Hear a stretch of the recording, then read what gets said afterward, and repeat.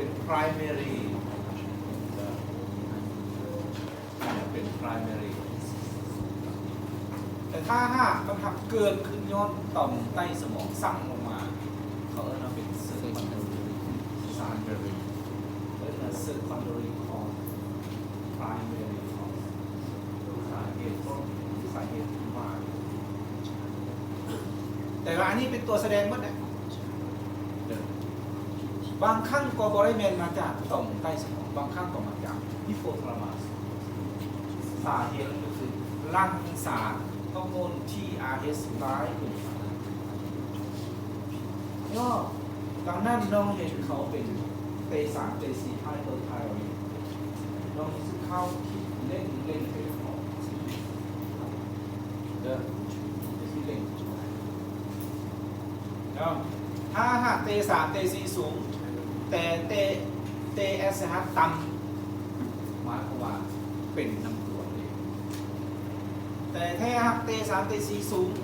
แล้วเตเอสฮะสูงแมนบ่ได้เป็นนอนมันแมนมันเป็นน้ำตัวเป็นตอนขั้นที่2 3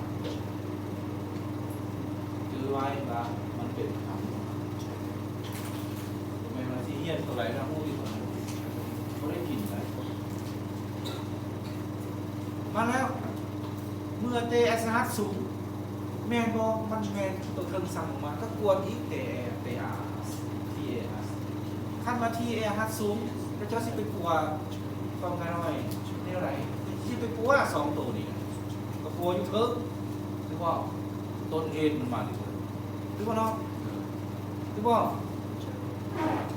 เจ้าไปกวดทีอาร์เฮดสูงแน่นอนทีเอสก็ต้องสูงทีเอสสูงกับตีสารก็ต้องสูงถ้าว่าตัวนี้สูงแมนมาไป6สูงมาในสถานที่มาสั้นเข้าใจว่า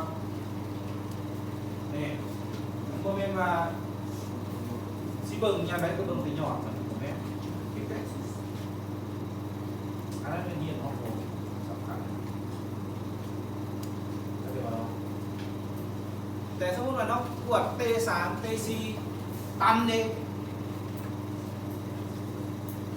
แม่นบ่ย้อนตองไทรอยด์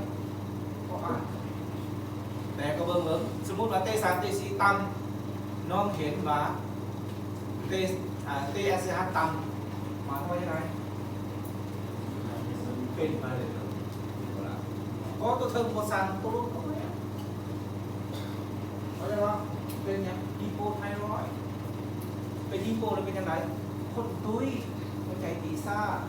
ตัวเย็นยางน้ำเย็นมักแต่น้ำร้อนเป็นแย่เป็นหัวแย่หวานน้ำยางน้ำใช่แย่เด้อกินน้ำยาเพราะมันเก็บมาดูได้เนาะ